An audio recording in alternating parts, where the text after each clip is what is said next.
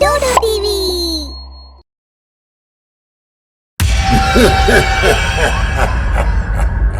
வீட்டு கார்டன்ல நின்னுட்டு இருந்த ராமசித்தப்பாவோட முகத்துல பயம், பதட்டம், கவலை இது மூணும் ஒன்னா தெரிஞ்சிட்டு இருந்தது. அப்ப திடீர்னு முன்னாடி இருக்கிற ரூம்ல இருந்து ரொம்ப சத்தம் வந்துட்டு இருந்தது. கதவு மூடி இருந்தது. ஆனா இன்னும் கொஞ்ச நேரத்துல கதவே உடையிற மாதிரி இருந்தது. அது அவங்க பையன் வினோத்தோட சத்தம்தான்.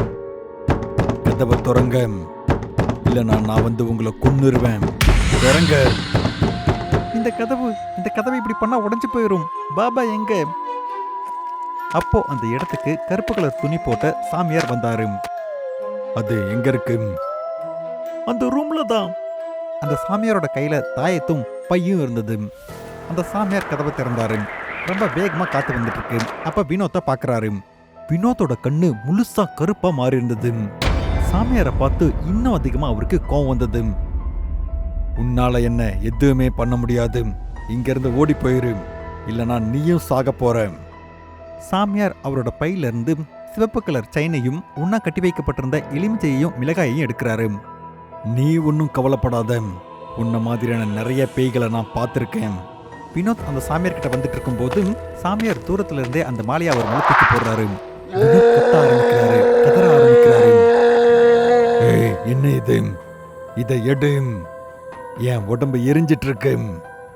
இதை இங்க இருந்து எடு. அந்த சாமியார் மனசுக்குள்ளேயே ஏதோ சொல்ல ஆரம்பிச்சாரு.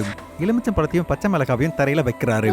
அப்போ ரொம்ப சத்தமான கதறலோட வினோத்தோட உடம்புல இருந்து ஒரு கருப்பு கலர் பேய் வந்து அந்த எலுமிச்சம் பழத்துக்குள்ள போயிடுது. வினோத்துக்கு நினைவு வந்துடுது. அவரோட கண்ணும் சரியா போயிடுது. அந்த சாமியார் அந்த எலுமிச்சம் பழத்தை சிவப்பு கலர் துணியில கட்டி ராமசித்தப்பா கிட்ட கொடுத்துட்டு சொல்றாரு, நைட் ஆகிறதுக்கு முன்னாடி இதை ஒரு நதியில எடுத்துட்டு போய் போட்டுருங்க. ஞாபகம் இருக்கட்டும், இது நிலத்து மேல விழவே கூடாது. ஒருவேளை இது நிலத்து மேல கீழே விழுந்துருச்சுன்னா எவன் ஒருத்தன் இதை முதல்ல எடுக்கிறானோ இந்த பேய் அவனோட உடம்புக்குள்ள போயிடும். அது மட்டும் இல்லாம இந்த பேய் முன்ன இருந்ததை விட இப்ப சக்தி வாய்ந்ததா இருக்கும். அதை என்னாலையும் கட்டுப்படுத்த முடியாது. ராமசித்தப்பா துணியில கட்டி வைக்கப்பட்டிருக்கிற எலுமிச்சை பழத்தை எடுத்துக்கிட்டு சைக்கிள் ஓட்டிக்கிட்டு பக்கத்துல இருக்கிற அம்பா நதிக்கு போறாரு. அவர் கையில வச்சிருக்கிற அந்த துணியை மறுபடியும் பார்த்துட்டு இருந்தாரு. அவருக்கு இருந்த அந்த பயம் இன்னும் அவரை விட்டு போகல. இன்னைக்கு அப்புறம் எல்லாமே சரியா போயிடும் அப்படின்னு அவர் நினைச்சிட்டு இருந்தாரு. அவர் போகும்போது ரோட்ல இருந்த ஒரு பெரிய கல்லை அவரு கவனிக்கல. அந்த கல்லை மூடி அவரு கீழே விழுந்துடுறாரு. அவரு கீழே விழுந்ததுக்கு அப்புறம் அவரோட கால்ல இருந்து ரத்தம் வந்துட்டு இருந்தது. மறுபடியும் அங்க போறதுக்காக திரும்பவும் சைக்கிள் ஏறி உட்காந்துக்கிறாரு. அவரு கிளம்பி போயிட்டு இருக்கும் போதுதான் அவருக்கு ஞாபகம் வருது, இந்த சிவப்பு கலர் துணியில கட்டப்பட்ட எலுமிச்சை பழம் அவர் கையில இல்லைன்னு. ராமசித்தப்பா பின்னாடி திரும்பி பாக்குறாரு. அங்க அது விழுந்து கிடந்தது. அதை பார்க்கும்போது அவரு ரொம்ப பயந்து போயிடுறாரு. மறுபடியும் வந்து அந்த இடத்துல இருந்து அதை திரும்ப எடுக்க போகும்போது சாமியார் சொன்ன விஷயம் அவருக்கு ஞாபகம் வருது. நிலத்துல விழுந்ததுக்கு அப்புறம் யார் இதை முதல்ல தொடுறாங்களோ அந்த பேய் அவங்க உடம்புக்குள்ள போயிடும். ராமசித்தப்பா சைக்கிள்ல உட்காந்துக்கிட்டு அங்கிருந்து கிளம்பிடுறாரு. அந்த சிவப்பு கலர் துணி எங்க விழுந்திருந்ததோ அதுக்கு எதிரில் ஒரு கடை இருந்தது. அப்போ ஒரு வண்டி சரியா அந்த கடை முன்னாடி வந்து நிக்குது. அங்க அந்த சிவப்பு கலர் துணியும் இருந்தது. அந்த வண்டிக்குள்ள 3 ஃப்ரெண்ட்ஸ் இருந்தாங்க. அவங்கள ஒருத்தரோட ஃபார்ம் ஹவுஸ்க்கு போயிட்டு இருந்தாங்க. அட விஷால், நீ ஏன் வண்டியை நிறுத்தின?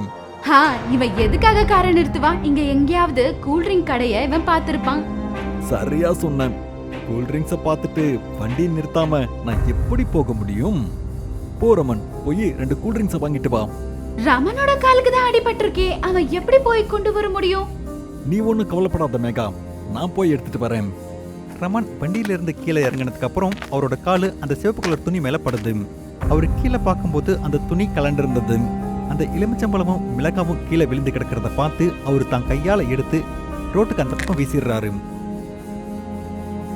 அப்புறம் அவரு நொண்டிக்கிட்டே அந்த கடைக்குள்ள போயிடுறாரு.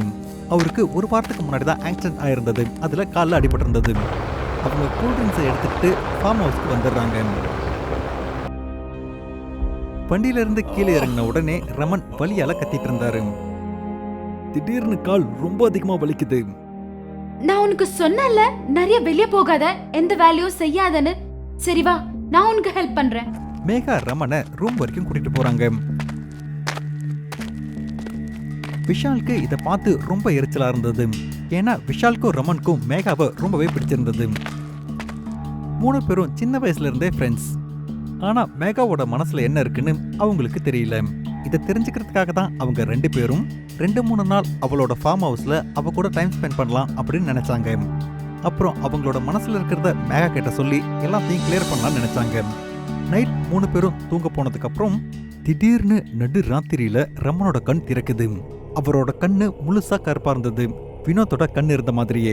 ரமன் எழுந்து விஷாலோட ரூமுக்கு போறாரு. அங்க கதவு தன்னாலேயே திறக்குது. அந்த சத்தத்தை கேட்டு விஷாலோ எழுந்துடுறாரு. யாரு அங்க யாரு? அவரு ரூமுக்கு வெளியில இருக்கிற ஒரு நிழலை பார்த்துட்டு அவரு வெளியே வராரு. ரமன், நீதானா? வெளியே யாரும் இல்ல. அப்ப அவரு பாக்குறாரு, அங்க யாரோ ஒருத்தங்க கார்டன் பக்கம் ஓடிட்டு இருந்தாங்க. இவரும் அவர் பின்னாடியே போறாரு. கார்டன்ல யாருமே இல்ல. அப்ப ரமன் இவர் கூட சும்மா விளையாண்டுட்டு இருக்காருன்னு இவருக்கு தோணுச்சு. ஆனா அவரால் ஓடவே முடியாது. அவரோட காலில் தான் அடிபட்டு இருந்தது. அவருக்கு ஒண்ணுமே புரியல. மறுபடியும் ரூமுக்கு வந்து படுத்துக்கிறாரு. அவர் கண்ணை மூடின உடனே அவரோட கழுத்துக்கிட்ட ஒரு கை இருக்கு. அந்த கை ரமனோடது. விஷால் ரமனை பார்த்து அப்படியே ஷாக் ஆகிடுறாரு. அவர் இவரோட கண்ணை பார்த்து அப்படியே உறைஞ்சே போயிடுறாரு. ரமன், என்னாச்சு உனக்கு? அப்புறம் நீ என்ன பண்ணிட்டு இருக்க? ரமன் விஷாலோட கழுத்தை பிடிச்சு அப்படியே மேல தூக்கிடுறாரு. அவரை ரூமை விட்டு வெளியே தூக்கிட்டு வர்றாரு. அவரு செவுத்து ஓரமா எடுத்துட்டு போய் நிக்க வச்சு அவர் அப்படியே மேல தூக்கிடுறாரு. விஷால் சத்தமா கத்தனதை கேட்டு மேகாவும் அங்க வந்துடுறாங்க. ரமன் இப்படி பண்றத பார்த்து மேகா அப்படியே ஷாக் ஆகிடுறாங்க. மேகா அவங்க பக்கத்துல போய் விஷாலை விடுவிக்க முயற்சி பண்ணாங்க. அப்போ ரமனோட கண்ல இருந்து ஒரு விசித்திரமான சக்தி வந்து மேகா மேல படுது. அவங்க தூக்கி வீசப்படுறாங்க. இன்னைக்கு உன்னை யாராலையும் காப்பாற்ற முடியாது விஷால். நான் உனக்கு சொல்லியிருந்தேன் தானே, நீ எனக்கும் மேகாவுக்கும் நடுவில் வராதன்னு. ஆனா நீ கேட்கல. இப்ப நீ சாக போற. என் கையாலேயே சாக போற. அவனை விட்டுரு ரமன், தயவு செய்து அவனை விட்டுடு. மேகா, யாராலையும் உன்னை இங்கிட்ட இருந்து பிரிக்க முடியாது. ரமன் அவரோட கையால மேல தூக்கி இருந்த விஷால பாக்குறாரு. அப்ப அவரோட கண்ல இருந்து ஒரு சக்தி வந்து விஷால் மேல படுது. விஷால் சத்தமா கத்தி அப்படியே கீழே விழுந்துடுறாரு. மேகாவுக்கு புரிஞ்சிருது இது ஏதோ ஒரு கெட்ட சக்தியோட வேலைதான்னு. யார்கிட்டயாவது உதவி கேட்கலாம்னு நினைச்சான். அப்பதான் அவளுக்கு ராமசித்தப்பாவோட ஞாபகம் வருது. அவர் தான் ஃபார்ம் ஹவுஸ்ல வேலை செஞ்சுட்டு இருந்தாரு. பக்கத்துல தான் இருக்காரு. அவர் இவளுக்கு உதவி செய்வாருன்னு நினைச்சா. அப்புறம் அவ ராமசித்தப்பா வீட்டுக்கு ஓடி போய் நடந்த எல்லாத்தையும் அவர்கிட்ட சொல்றா. ஐயோ கடவுளே, இப்ப அந்த பேய் என் பையனோட உடம்பை விட்டுட்டு ரமனோட உடம்புக்குள்ள போயிடுச்சா. வா என் கூட வா மக்களே. ஆனா இந்த பக்கம் விஷால் அவனோட வாழ்க்கைக்காக ரமன் கிட்ட பிச்சை கேட்டுட்டு இருந்தான். நான் உன்னோட சின்ன வயசு ஃப்ரெண்ட் ரமன், என்னை விட்டுடு. நீ உன் கடைசி மூச்சை எடுத்துக்கோ. ரமன் விஷாலை கொல்றதுக்காக அவனோட கண்ல இருந்து ஒரு சக்தியை விடுறான். ஆனா அப்போ வேற ஏதோ ஒரு சக்தி வந்து ரமனோட சக்தியில குறுக்கிடுது. அப்புறம் விஷாலுக்கு ஒண்ணுமே ஆகிறதில்ல. ரமன் பின்னாடி திரும்பி பாக்குறாரு. அங்க மேகா, ராமசித்தப்பா, அந்த சாமியார் இருந்தாரு. அந்த சாமியாரை பார்த்து ரமனோட கோவம் இன்னும் அதிகமாயிடுது. திரும்ப வந்துட்டியாம்? நீ உயிரோட இருக்க மாட்டேன். முதல்ல நீ தான் சாக போற. அப்ப சாமியார் அவரோட பையில இருந்து ஒரு மாலையை எடுத்து ரமன் மேல போடுறாரு. ஆனா என்ன இது, ரமனுக்கு ஒண்ணுமே ஆகல. அவர் அந்த மாலையை கழட்டி தூக்கி போட்டுறாரு. இது இன்னும் சக்தி வாய்ந்ததா மாறிடுச்சு. நான் வேற ஏதாவது பண்ணி ஆகணும். சாமியார் அவரோட பையில இருந்து ஒரு தாயத்தை எடுத்து தரையில ஒரு வட்டத்தை போடுறாரு. உண்ணா கட்டப்பட்டிருந்த பச்சை மிளகாவையும் எலுமிச்சையும் அந்த வட்டத்துக்குள்ள வைக்கிறாரு. அப்புறம் ஏதோ சொல்றாரு. ரமன் இதை பார்த்து அந்த சாமியார் மேலேயே அவனோட சக்தியை விடுறான். அது அந்த சாமியாரை தாக்கிடுது. அவர் கையில வச்சிருந்த தாயத்து தூரமா போய் விழுது. அதை அவர் எடுக்கிறதுக்காக ரொம்ப முயற்சி பண்ணிட்டு இருந்தாரு. ஆனா ரமன் அவர் மேல சக்தியை போட்டுக்கிட்டே இருந்தான். அவரோட மூக்குல இருந்து ரத்த வேற வந்துட்டே இருந்தது. ரமன் அவரை கொன்னுடுவாரு அப்படிங்கிற நிலைமையில இருந்தாரு. அப்ப திடீர்னு மேகா அந்த தாயத்தை எடுத்து சாமியார் கிட்ட கொடுத்துடுறான். சாமியார் ஒரு கையை கீழே வரைஞ்சிருந்த அந்த வட்டத்து மேல வைக்கிறாரு. இன்னொரு கையில தாயத்தை பிடிச்சிருந்தாரு. அந்த தாயத்துல இருந்து ரொம்ப அதிகமான சக்தி வருது. அது நேரா ரமனை போய் தாக்கிடுது. அது ரமனுக்கு வலிச்சிட்டு இருந்தது. அவரு கத்திட்டு கத்திரிட்டு இருந்தாரு. நிறுத்து, நிறுத்து, இதுக்கு நான் பழி வாங்க தான் போறேன். ரமனோட உடம்புல இருந்து அந்த கொடூரமான பேய் வெளியே வந்து அந்த எலுமிச்சம்பழத்துக்குள்ள போயிடுது. ரமன் அங்கே மயங்கி கீழே விழுந்துடுறாரு. அப்புறம் அந்த சாமியார் அந்த எலுமிச்சை பழத்தை சிவப்பு கலர் துணியில கட்டிட்டு ராமசித்தப்பா கிட்ட கொடுத்துட்டு சொல்றாரு, மறுபடியும் அந்த தப்பை பண்ணாதீங்க, அப்படி பண்ணா யாரும் உயிரோட இருக்க மாட்டீங்க. அடுத்த நாள் ராமசித்தப்பா அந்த துணியை எடுத்துட்டு போய் ஆத்துல போட்டுடுறாரு. அப்புறம் ரமன், விஷால், மேகா 3 பேரும் வீட்டுக்கு திரும்ப போயிடுறாங்க. அதுக்கப்புறம் அவங்க இந்த ஃபார்ம் ஹவுஸ் பத்தின பேச்சை திரும்ப எடுக்கிறதே இல்லை. பட்டணத்துக்கு கொஞ்ச தூரத்துல ஒரு சின்ன கிராமம் இருந்துச்சு. அந்த கிராமத்துல கொஞ்சம் ஆட்கள் தான் வசிச்சிட்டு இருந்தாங்க. ஏன்னா அந்த கிராமத்தோட சூழ்நிலை இப்போ சுத்தமா சரியில்லை. அந்த ஊர்ல மழையும் வராது, விவசாயமும் செய்ய முடியாது. அந்த ஊர்ல கருப்பா ஒரு பொண்ணு இருந்தா. அந்த பொண்ணோட பேர் என்னமோ கலாவதி தான். ஆனா ஊர்ல இருக்கிற எல்லாருமே அவளை கருப்பி கருப்பின்னு தான் கூப்பிடுவாங்க. கிராமத்தோட இந்த நிலைமைக்கு அவதான் காரணம்னு எல்லாரும் சொல்லுவாங்க. ஏன்னா அவ பிறந்ததுக்கு அப்புறம்தான் அந்த கிராமத்துல இந்த மாதிரி ஒரு நிலைமை வந்துச்சு. அவ எல்லார்கிட்டயும் எத்தனையோ தடவை சொன்னா, இது எல்லாத்துக்கும் நான் காரணம் கிடையாது, என்ன நம்புங்கன்னு. ஆனா அவ பேச்ச யாருமே காது கொடுத்து கேட்கல. ஒரு நாள் கலாவதி கோயிலுக்கு போயிட்டு வரேன்னு சொல்லி கிளம்பி போனா. நைட் ரொம்ப நேரம் ஆகியும் அவ வீட்டுக்கு திரும்பி வரவே இல்லை. அவங்க அப்பா அம்மா ரொம்ப பயந்து போயிருந்தாங்க. அப்போ ஊர் மக்கள் எல்லாரும் அங்க வந்து, கலாவதி ரொம்ப நாளாவே ஏதோ சோகமா இருந்தா, அவ ஏதாவது தப்பா செஞ்சுக்கிட்டு இருந்திருப்பாளோ? கூட்டத்துல இருந்த இன்னொருத்தர் சொன்னாரு, அந்த கோயிலுக்கு போற வழியில ஒரு கிணறு இருக்கு, அந்த கிணத்துல இவ விழுந்து ஏதாச்சு. நீங்க எல்லாரும் என்ன நினைச்சிட்டு இருக்கீங்க? எங்களை சமாதானப்படுத்துறதை விட்டுட்டு இன்னும் பயமுடுத்துறீங்களா? கலாவதி உங்களால தான் இப்படி எல்லாம் செஞ்சுக்கிட்டு இருக்கா. நீங்க அவளை கருப்பின்னு சொன்னதுனாலதான் அவ இப்ப இப்படி இருக்கா. அவளுக்கு ஏதாவது ஆச்சுன்னா நீங்க மட்டும்தான் அதுக்கு காரணம். சரி வாங்கப்பா, நாம எல்லாரும் போய் அந்த கருப்பியை தேடலாம். இல்ல அந்த கலாவதியை தேடலாம் வாங்க. ஊர் மக்கள் எல்லாரும் சேர்ந்து கலாவதிய பக்கத்தூர்ல அந்த ஊரை சுத்தி எல்லா இடத்துலயும் தேடினாங்க. ஆனா அவங்க எல்லாரும் உள்ளுக்குள்ள ரொம்ப சந்தோஷப்பட்டுட்டு இருந்தாங்க. இனிமே இவளுடைய தொல்லை நமக்கு இல்லைன்னு நினைச்சாங்க. ஆனா வெளியே மட்டும் சோகமா இருக்கிற மாதிரி நடிச்சாங்க. அன்னைக்கு நைட் முழுக்க கலாவதியை தேடி அலைஞ்சாங்க. ஆனா கலாவதி கடைசி வரைக்கும் எங்கேயுமே கிடைக்கல. ஆனா இந்த கருப்பி எங்க போயிருப்பான்னு நீ நினைக்கிற? சொல்லு. அடே, அவன் பாக்குறதுக்கு ரொம்ப கருப்பா இருப்பாடா. இந்த ராத்திரில தேடினா எப்படி கிடைப்பா? அடுத்த நாள் காலையில எல்லாரும் ஒரு இடத்துல ஒன்னா சேர்ந்து எவ்வளவு தேடினாலும் கலாவதி கிடைக்கலன்னு சொல்லி அவங்கவுங்க வேலையை பார்க்கறதுக்கு போயிட்டாங்க. கலாவதியை நினைச்சு அவங்க அப்பா அம்மா மட்டும்தான் ரொம்ப வருத்தப்பட்டுட்டு இருந்தாங்க. அப்பாட, ரொம்ப நல்லதா போச்சுப்பா. ஒரு வழியா நம்ம கிராமத்துக்கு பிடிச்சிருந்த சனி தொலைஞ்சிருச்சு. இனிமே நம்ம கிராமம் எங்கேயோ போக போகுது. அடுத்த நாள் காலையில அந்த ஊருக்கு ஒரு பெரிய பணக்காரன் வருவான். அவன் அந்த ஊர்ல ஒரு பெரிய மில் திறக்கிறத பத்தி அவங்க கிட்ட சொல்லி அவங்க எல்லாரையும் அங்க வேலைக்கு கூப்பிடுவான். அவங்க எல்லாருமே ரொம்ப சந்தோஷமா ஒத்துக்கிட்டாங்க. ஆனா இந்த பக்கம் கலாவதி வராததை நினைச்சு அவங்க அப்பா அம்மா ரொம்ப வருத்தத்துல இருந்தாங்க. அந்த பணக்காரன் அந்த ஊர்ல இருந்த ஒரு பாலடைஞ்ச பங்களாவுல தன்னுடைய ஃபேக்டரிய ஆரம்பிச்சான். எல்லா வியவஸ்தையும் செஞ்சதுக்கு அப்புறம் எல்லாரும் சந்தோஷமா வேலை செய்ய ஆரம்பிச்சாங்க. எல்லாரும் நைட்டு பகலுன்னு கூட பார்க்காம ரொம்ப கஷ்டப்பட்டு உழைச்சிட்டு இருந்தாங்க. வேலை தொடங்குனதும் அந்த பணக்காரன் அங்கிருந்து அவன் வீட்டுக்கு போயிட்டான். கொஞ்ச நாள் எல்லாமே நல்லபடியா போயிட்டு இருந்துச்சு. இப்படி ஒரு நாள் எல்லாரும் ரொம்ப மும்முரமா வேலை செஞ்சுட்டு இருந்தப்போ அந்த ஃபேக்டரியில கரண்ட் கட் ஆச்சு. எல்லா இடமும் பார்க்க இருட்டால மூழ்கி இருந்தது. யாருப்பா அது கரண்ட் ஆஃப் பண்ணது? இத்தனை நாளா இந்த மாதிரி கரண்ட் போகவே இல்லையே.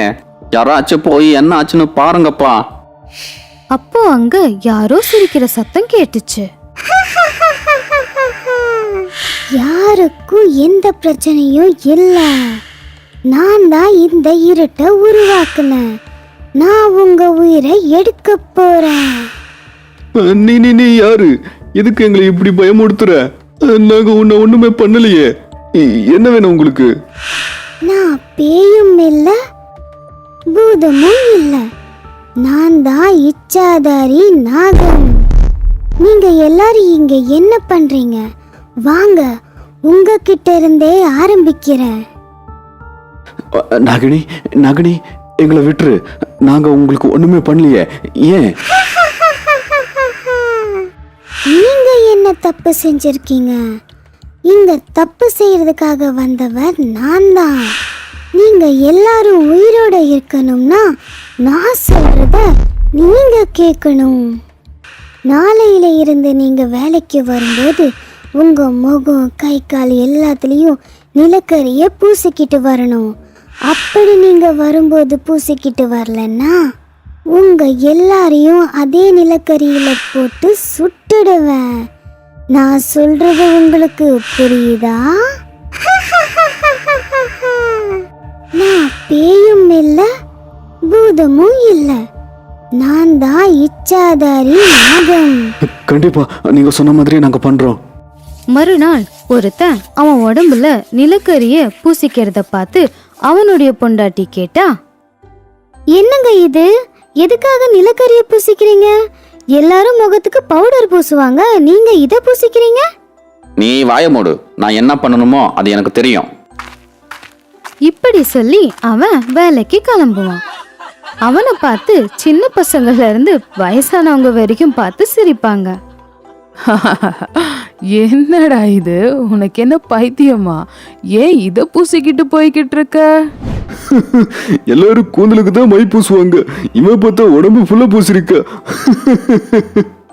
ஆனா அவன் மட்டும் அவங்க பேச்ச கேட்டும் கேட்காத மாதிரி அங்கிருந்து கிளம்பி போயிடுவான். அடுத்த நாள் 2 பேரு நிலக்கரிய அவங்க உடம்புல பூசிக்கிட்டு வேலைக்கு போவாங்க. அவங்கள பார்த்து கிராமத்து மக்கள் எல்லாரும் பயங்கரமா சிரிப்பாங்க. அதுக்கு அடுத்த நாள் 3 பேரு முகத்துல நிலக்கரிய பூசிட்டு வேலைக்கு போவாங்க. 4வது நாள் எல்லாருமே முகத்துல நிலக்கரிய பூசிட்டு வேலைக்கு போவாங்க. அங்க போய் பார்த்தா அந்த ஃபேக்டரியோட முதலாளி வந்து நின்னு இருப்பான். இதெல்லாம் என்ன என்ன நடக்குது எனக்கு தெரியாம? துணியெல்லாம் கருப்பாக்குறீங்களா? இருங்க, உங்களை ஜெயில போடுறேன்.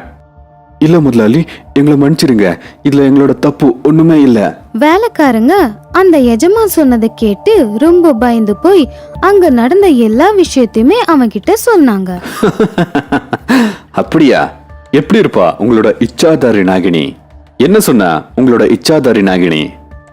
பேயும் இல்ல, பிசாசும் இல்ல, நான் தான் இச்சாதாரி நாகினின்னு சொல்லுச்சா? அதை கேட்டு எல்லாரும் ரொம்ப ஆச்சரியப்பட்டாங்க. பயந்துகிட்டே கேட்டாங்க, முதலாளி இது உங்களுக்கு எப்படி தெரியும்?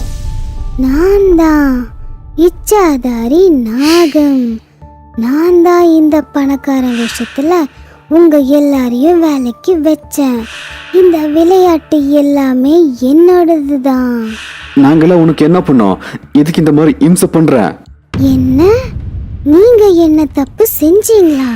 சரி சொல்லுங்க, கலாவதி என்ன தப்பு செஞ்சா? கலாவதி? கலாவதி? கலாவதியா? நான் தான் கலாவதி. நீங்க எல்லாரும் சேர்ந்து கருப்பி கருப்பின்னு கூப்பிட்டு கஷ்டப்படுத்துனீங்களே, அதே கலாவதி தான் நான். இதை கேட்ட எல்லாரும் ரொம்ப பயந்து போயிடுவாங்க. நாகினி அவங்க கிட்ட சொன்னா கலாவதி அவங்களால எவ்வளோ கஷ்டப்பட்டா, அவங்களால அவ தினமும் எவ்வளோ அழுதுட்டு இருந்தா. அப்புறம் கலாவதி ஒரு மிகப்பெரிய சிவபக்தேன்னு சொன்னா. அவ எப்பவுமே ஊருக்கு கொஞ்சம் தள்ளி இருக்கிற ஒரு சிவன் கோயில்ல போய் தன்னுடைய கஷ்டத்தை சொல்லுவா. கடவுளே, என்னை ஏன் இப்படி படைச்ச? என்னை எல்லாருமே ரொம்ப கிண்டல் பண்றாங்க, என்னால தாங்கிக்க முடியல. என்னுடைய இந்த உருவம் மாறுமா மாறாதா? உனக்கு நான் சொல்றது கேக்குதா? இப்பவாவது என்னுடைய கோரிக்கையை நிறைவேற்றுவியா? அப்படி நிறைவேற்றலனா நான் இங்கேயே விழுந்து செத்துருவேன். எப்பவுமே நான் சிவன் கிட்ட என்னுடைய கஷ்டத்தை சொல்லிட்டு இருந்தேன். ஒரு நாள் அந்த சிவனுக்கு நான் சொன்னது கேட்டுருச்சு. அவர் எனக்கு ஒரு ஆசீர்வாதம் கொடுத்தாரு. கலாவதி, உன்னோட சோகத்துக்கு காரணம் உன்னோட நிறமல்ல, ஜனங்களின் சிந்தனை. இந்த மாதிரி சிந்தனை பாவத்துக்கு சரிசமமானது. ஜனங்க உன்னோட தோற்றத்தை பார்த்து தானே திட்டுறாங்க. அதனால நான் உனக்கு ஒரு வரம் தரேன். அதனால உன்னோட உருவத்தை நீ மாத்திக்கலாம். உனக்கு இச்சாதாரி நாகினி வரம் கொடுக்குறேன். இப்படி சொல்லி இச்சாதாரி நாகம் கலாவதியோட உருவத்துக்கு மாறி தன்னுடைய வீட்டுக்கு புறப்பட்டா. உன்னை திட்டின மாதிரியே எங்களை திட்டுறத 2 நாள் கேட்க முடியல. ஆனா உன்னை வருஷமெல்லாம் திட்டிருக்கோம். எங்களை மன்னிச்சிரு கலாவதி. இனிமே இந்த மாதிரி பண்ண மாட்டோம். நீங்க இனிமே யாருக்கும் எந்தவித கஷ்டமும் கொடுக்க கூடாது. அப்படி கொடுத்தீங்கன்னா நாகினி மறுபடியும் வருவா. நான் மொட்டை அடிக்க மாட்டேம்மா. ஸ்கூல்ல எல்லாம் கேலி பண்ணுவாங்க. அடிச்சேதான் ஆகணும் பாப்பா. பாரு, அப்பா கூட அடிச்சிருக்காரு. என்னவோ நான் பண்ண மாட்டேன். கோலு ஸ்கூலுக்கு புறப்பட்டான். நில்லுடா பையா, உயிரோட இருக்கணும்னா மொட்டை அடிச்சுதான் ஆகணும். ராஜ்கர் கிராமத்து டாக்கூர் சாரோட மகன் 4 வருஷம் கழிச்சு தன்னுடைய மனைவி பிள்ளையோட அந்த ஊருக்கு வந்திருந்தான். ச்சே, எவ்வளவு தூசி, எவ்வளவு சூடா இருக்கு இங்க. நிதி ப்ளீஸ் கொஞ்ச நாள் மேனேஜ் பண்ணிக்கோப்பா. ஸ்டேஷன்ல இருந்து ஒரு காரை பிடிச்சி வீட்டுக்கு வந்து சேர்ந்தாங்க. வந்துட்டான்டா என்னோட சிங்கம். வாடா ராஜா, நல்லா வளர்ந்துட்ட போல. வணக்கம் அப்பா. வணக்கம் மாமா. நல்லா இருங்க. சரி, உள்ள போய் ரெஸ்ட் எடுங்க. சாயங்காலம் டீ குடிச்சிட்டே பேசலாம். அவங்க 2 பேரும் உள்ள போனாங்க. கொஞ்ச நேரம் கழிச்சு டீ குடிச்சுக்கிட்டு இருந்தப்போ, அப்பா, எதுக்கு நீங்க மொட்டை அடிச்சிருக்கீங்க? எல்லா வருஷமும் இந்த கிராமத்துல முடி கொடுக்கறது வழக்கம். அன்னைக்கு எல்லா கிராமத்து ஜனங்க மொட்டை அடிப்பாங்க. அதுக்கு ஏதாச்சும் ரீசன் இருக்காப்பா? அதெல்லாம் ஒரு சம்பிரதாயம்ப்பா. இந்த சம்பிரதாயம் படி பிட்டுவுக்கு மொட்டை அடிச்சுதான் ஆகணும். இதை கேட்ட நிதி கோவப்பட்டு ரூம்குள்ள போயிட்டா. கொஞ்ச நேரம் கழிச்சு, என்ன நீலேஷ் இது? பிட்டுவோட முடி எவ்வளவு அழகா இருக்கும். நான் அவனை மொட்டை அடிக்க ஒத்துக்க மாட்டேன். நீ கோவப்படாதப்பா, நான் ஏதாச்சும் பண்றேன். நீ என்ன வேணும்னாலும் செய், ஆனா பிட்டுக்கு மொட்டை அடிக்கல, அவ்வளவுதான். சரி, நீ கவலைப்படாத, நான் பாத்துக்கிறேன். சரியா? கொஞ்ச நேரம் கழிச்சு நீலேஷ் தன்னுடைய பால்ய சிநேகிதனை பார்க்கறதுக்காக வீட்டை விட்டு புறப்பட்டான். டேய் பிரீத்தம், அப்புறம் நல்லா இருக்கியா? நல்லா இருக்கேன்டா. நீ? நானும் நல்லா தான் இருக்கேன். கொஞ்ச நேரம் பேசினதுக்கு அப்புறம், டேய் எனக்கு ஒரு பதில் சொல்லு. ஊர்ல கொஞ்சம் பேர் எதுக்குடா மொட்டை அடிச்சிருக்காங்க? அதை பத்தி ஏன்டா கேட்குறேன். என்னென்னமோ நடக்குது. ஒரு ஆலமரம் இருக்குடா, அதுக்கிட்ட யாராச்சும் போனா பாதி கூந்தல் போயிடும். இதனால தான் எங்க அப்பா மொட்டை அடிச்சிருக்காங்களா? இதை நாம சரி பண்ணியே ஆகணும். கிராமத்துக்கு வெளியில ஒரு பாபா இருக்காங்க, அவங்க இதுக்கு தீர்வு சொல்லலாம். நீலேஷ் பாபாவை தேடிட்டு போனான். கொஞ்ச நேரம் நடந்ததுக்கு அப்புறம் ஒரு மரத்துக்கு கீழே ஒரு பாபா உட்கார்ந்திருந்ததை பார்த்தான். வணக்கம் பாபா. யார் நீ? எதுக்காக வந்திருக்க? நீலேஷ் பாபா கிட்ட அந்த ஆலமரத்தை பத்தி எல்லாம் சொன்னான். அந்த ஆலமரத்துக்கு ஒரு சாபம் இருக்கு, அதுல பேய் இருக்கு. அது எப்படி பாபா? அது எல்லாரும் பூஜை பண்றாங்களே. நான் சொல்றது நிஜம். ஏன்னா கடவுள் யாரையும் தொந்தரவு பண்ண மாட்டாங்க. இதெல்லாம் பேயோட வேலை. சில மாசத்துக்கு முன்னாடி இந்த மரத்துல ஒருத்தர் தூக்கு போட்டு தற்கொலை பண்ணிக்கிட்டா. அப்பல இருந்து அந்த மரத்துக்கு சாபம் வந்துருச்சு. பாபா சொன்னதை கேட்டு பக்கத்துல விளையாடிட்டு இருந்தவங்க எல்லாரும் சிரிச்சாங்க. அதுல ஒருத்தன் சொன்னான், பாபா, இந்த பாபாவை பேச்செல்லாம் நம்பாத. இவங்க என்ன வேணாலும் சொல்லுவாங்க. உனக்கு ஒரு தீர்வு வேணும்னா மந்திரவாதி கப்பாலா கிட்ட நீ போ. நீலேஷ் அவங்க பேச்சை கேட்டு மந்திரவாதிய தேட ஆரம்பிச்சான். நடு ராத்திரி, அடர்ந்த காடு, ரொம்ப பயங்கரமா இருந்துச்சு. ஆனா நீலேஷ் நடந்துகிட்டே இருந்தான். அப்போ திடீர்னு, அட என்ன இது, என்னோட காலை பிடிச்சிக்கிச்சு. நீலேஷ்க்கு புரிஞ்சது ஏதோ ஒண்ணு அவனுடைய காலை இறுக்கமா பிடிச்சிட்டு இருக்குன்னு. அதுக்கப்புறம் அது அவனை இழுக்க ஆரம்பிச்சது. நீலேஷ் திரும்பி பார்த்தான். அப்போ அங்க இருந்த ஆலமரத்தோட வேரை பார்த்து ரொம்ப பயந்துட்டான். அதுக்கப்புறம் உடனே அதுகிட்ட இருந்து தப்பிச்சு ஓட ஆரம்பிச்சான். இப்படி ஓடி ஓடி ஓடி ஒரு பெரிய பள்ளத்துல விழுந்தான். இப்படி விழுந்துக்கிட்டே அவன் நேரா ஒரு பயங்கரமான இடத்த வந்து சேர்ந்தான். அங்க அந்த மாந்திரிகன் உட்கார்ந்திருந்தான். யார் நீ? இங்க எதுக்கு வந்திருக்க? கிராமத்துல அந்த ஆலமரம். புரிஞ்சது உன்னோட பிரச்சனை. கவலைப்படாத, நான் அதை தீர்த்து வைக்கிறேன். ஆனா அதுக்காக நீ ரொம்ப செலவு பண்ணணும். நான் தயாரா இருக்கேன். இது யாரோ கிராமத்து முட்டாளு, ரொம்ப பிரச்சனை போல இவனுக்கு. இவனை ஏமாத்தி நல்லா சம்பாதிக்கலாம். மந்திரவாதி எதையோ பிளான் பண்ணிட்டு இருந்தான். நீலேஷ் அங்கேயே உட்காந்து யோசிக்க ஆரம்பிச்சான். கிராமத்து ஜனங்க கிட்ட கேட்காம மந்திரவாதியை கூப்பிடுறது சரியில்லை. ஒரு தடவை கிராமத்து ஜனங்க கிட்ட இதை பத்தி சொல்லணும். அடுத்த நாள் காலையில நீலேஷ் கிராமத்து மக்கள் கிட்ட பேசலாம்னு போனப்போ கிராமத்தோட நிலைமைய பார்த்து ரொம்ப பயந்துட்டான். என்னாச்சு அங்கிள்? கிராமத்தோட வயல் வீடெல்லாம் தீ பிடிச்சிருச்சு. சில பேரோட கூந்தலும் போயிருக்கு. நீலேஷ் அவரு சொன்னதை கேட்டு ரொம்ப பயந்து போய் வீட்டுக்கு ஓட ஆரம்பிச்சான். வீட்டை வந்து சேர்ந்ததும், நிதி, உனக்கு ஒன்றும் ஆகல இல்ல? பிட்டு எங்க இருக்கான்? இங்கதான் எங்கேயாவது விளையாடிட்டு இருப்பான். ஏன், என்னாச்சு? பிட்டுவை தேடு, வீட்லயே இரு. நிலைமை சரியில்லை. சரி, என்னாச்சுன்னு சொல்லு. நீ ஏன் இவ்வளவு டென்ஷனா இருக்க? நீலேஷ் நடந்த எல்லாத்தையும் நிதி கிட்ட சொன்னான். ஐயோ, என்ன சொல்ற நீலேஷ்? இப்ப இதுல இருந்து எப்படி தப்பிக்கிறது? நான் ஏதாச்சும் பண்றேன். நீ சீக்கிரம் பிட்டுவை தேடு. நிதி பிட்டுவை தேட ஆரம்பிச்சா. இந்த பக்கம் நீலேஷ் பாபாவை தேடி ஓடிட்டு இருந்தான். பாபா, எங்களோட கிராமத்தை காப்பாத்து. இதெல்லாம் உன்னாலதான் ஆச்சு. நீ அந்த மந்திரவாதி கிட்ட போயிருக்க கூடாது. நீ செஞ்ச தப்பால இந்த கிராமமே பத்திட்டு எரியுது. பாபா, நான் பண்ணது தப்பு தான். நீங்க தான் ஏதாச்சும் பண்ணி இந்த கிராமத்தை காப்பாத்தணும் பாபா. நீலேஷ் பாபாவை கூட்டிக்கிட்டு கிராமத்துக்கு போனான்.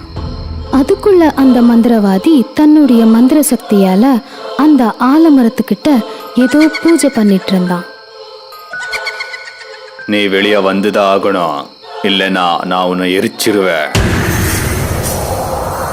கபாலா, இதெல்லாம் நீ நிறுத்தணும். நீ உன்னோட உயிரில் விளையாடுற.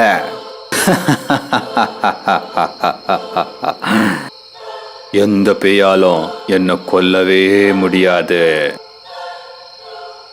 அப்போ அந்த ஆலமரத்துக்குள்ள இருந்து பெரிய சத்தத்தோட ஒரு பூதம் வெளியே வந்துச்சு. அதை பார்த்து எல்லாரும் பயந்துட்டாங்க. நீயா வந்தது நல்லதா போச்சு. ஆனா நீ என் முன்னாடி வந்து தப்பு பண்ணிட்ட. என்ன கொல்றதுக்கு எவனா கூட்டிட்டு வந்திருக்கீங்களா? செத்தாயவன். பூது மற்றும் மந்திரவாதிக்கு நடுவுல ஒரு பெரிய யுத்தமே நடந்துச்சு. மந்திரவாதி அவனுடைய மந்திர தந்திரத்தை உபயோகிச்சான். பேய் கூட அதோட சக்தியால மந்திரவாதிய தாக்குச்சு. கடைசியில மந்திரவாதியால பேயை ஜெயிக்க முடியல. அங்கேயே விழுந்துட்டான். பேய் அவனை பக்கத்துல வர வச்சு அவனுடைய பாதி தலைய மொட்டை அடிச்சிருச்சு. நிலேஷ், நீ தானே கூட்டிட்டு வந்த இவனை? பாரு இப்போ என்ன ஆச்சுன்னு. நீ பண்ண தப்புக்கு உனக்கு தண்டனை கிடைக்கும். அப்படி சொல்லி பேய் பிட்டுவை காட்டுச்சு. பிட்டு பயத்துல அழுதுட்டு இருந்தான். இப்போ நான் இந்த குழந்தைய நான் என்னோட அடிமையா வச்சுக்க போறேன். இல்ல இல்ல, என்னோட மகனை நீ விட்டுரு. எந்த தண்டனை இருந்தாலும் எனக்கு கொடு.